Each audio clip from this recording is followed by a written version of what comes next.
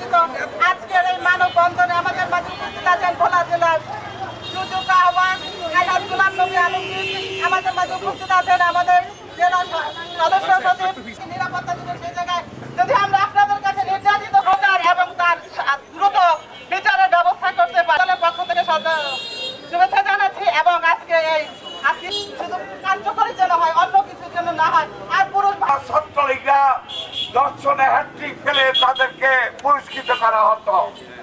সেই ফ্যাসিস্ট সরকার তো নেই, কিন্তু তাদের পাতাচ্চারা রয়েছে। আমরা আসিয়া হত্যা হয়েছে, দ্বিতীয়বারের মতন আসিয়া হত্যার পুনরাবৃত্তি বাংলাদেশে যাতে না হয় সেটা উপযুক্ত দৃষ্টান্তের মাধ্যমে আমরা সে দাবি করছি।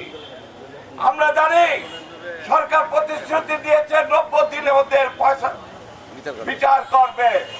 আমরা এই ভোলা থেকে দাবি জানাচ্ছি 90 দিনের পরে যাতে 91 দিন না যায়, এইটা বিচার বাস্তবায়ন করবে এই আহ্বান জানিয়ে আমি আমার বক্তব্য শেষ করছি। আসসালামু আলাইকুম। আজকে আপনার শিশু, কালকে আমার শিশু, পরশু আরেকজনের শিশু, এভাবেই নির্যাতিত হবে এই সমাজে। আগে থেকে যদি এই দর্শনগুলো রোধ করা হতো তাহলে আজকে এই দিনটা আমাদের দেখতে হতো না। আমি আরেকটা কথা বলতে চাই, সমাজের দোহাই না বা কোনো দলের দোহাই দিয়ে না, আইন নিজের হাতে তুলে না নিয়ে আমরা আইন শৃঙ্খলার হাতে ওদেরকে তুলে দেবো এবং উপযুক্ত বিচার করার জন্য আইনের কাছে আমরা আবেদন করব। আজকে এই শিশু সমাজের কাছে আমার আবেদন থাকবে যে আপনারা দল মত নির্বিশেষে আসুন, আমরা এর বিরুদ্ধে রুখে দাঁড়াই এবং এর প্রতিকার আমরা নিশ্চিত করি। দর্শকের ফাঁসি সারা দেশে যে নারী নির্যাতন, শিশু নির্যাতন চলছেই তো চলছেই। এর প্রতিবাদে আমরা এখানে দাঁড়িয়েছি। আমরা সরকারের কাছে দাবি রাখছি এই বিচারের মাধ্যমে এই ধরনের অপকর্মের আসু বিচার করতে হবে। গ্রাম্য সালিশের বিচার হয় না, 500 টাকা, 100 টাকা, 1000 টাকা, 2000 টাকা জরিমানা করে শেষ করে দেয়, সেই টাকাও চেয়ারম্যান পেলে খায়। আমরা এর পক্ষপাতী নয়। আমরা চাই আদালতে কেস হবে, পুলিশ কেস হবে এবং আশু বিচারের ব্যবস্থা করবে। আমি জানি না বাংলাদেশের পুলিশ কি করে, সমস্ত দেশে এগুলো হচ্ছে আর তারা কি করে। এই ধরনের পুলিশ দিয়ে বাংলাদেশ কিভাবে চলবে? আমি দাবি রাখবো পুলিশ ভাইরা আপনারা সচেতন হন, আপনারা আপনাদের দায়িত্ব পালন করুন, আমাদের মা শিশুদেরকে বাঁচান, তাদের ইজ্জতকে রক্ষা করুন এবং দুষ্টের দমন করুন। সে যে দলেরই হোক না কেন, যে কোনো কেই হোক না কেন, দুষ্ট তো দুষ্ট হয়। যারা র্যাপিস্ট, যারা এই সমস্ত নির্যাতনকারী করে, যে দলের হোক, আপনারা এর বিচার অবশ্যই করবেন। আমি আমার দলের পক্ষ থেকে বলছি, আমাদের ছেলেদেরকে বলছি, তোমরা সঠিক হয়ে যাও, তোমরা সজাগ হয়ে যাও এবং এই মানবতা বিরোধী অন্যায় আমাদের দল কোনো রকমই প্রশ্রয় দিবে না। এবং কোনো যদি কেউ করে থাকে আমাদের দলে আমাকে বলবো, আমি তাৎক্ষণিকভাবে তাকে বহিষ্কার করব। কোনো অপকর্ম আমরা সহ্য করবো না।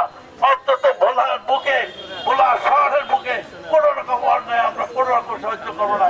বিএনপি যদি কোনো ছেলে করে তার শাস্তি হবে সবচেয়ে বেশি। আমি সবাইকে সজাগ থাকতে বলতেছি। আমার ছাত্র দল, যুব দল, স্বেচ্ছাসেবক দল সহ, মূল দল সহ সবাইকে বলি আপনারা হুঁশিয়ার হয়ে যান। এই সমস্যাকে আমরা কোনোদিনই বরদাস্ত করবো না, ছাড়বো না।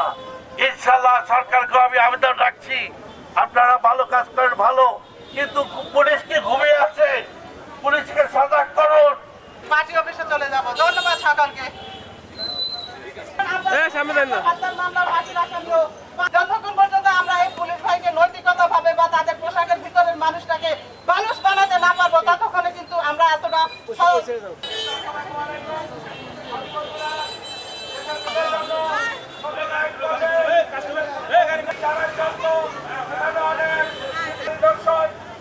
নির্যাতনের দ্রুত বিচার করার জন্য একক আইন করা, তারা সংসদে বসে জন্য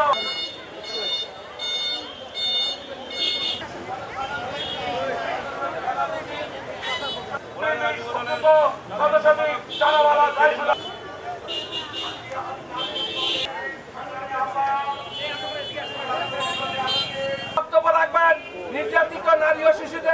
আইন সহায়তা বাসেন, জনাব অ্যাডভোকেট আমিনুল ইসলাম বাসেন।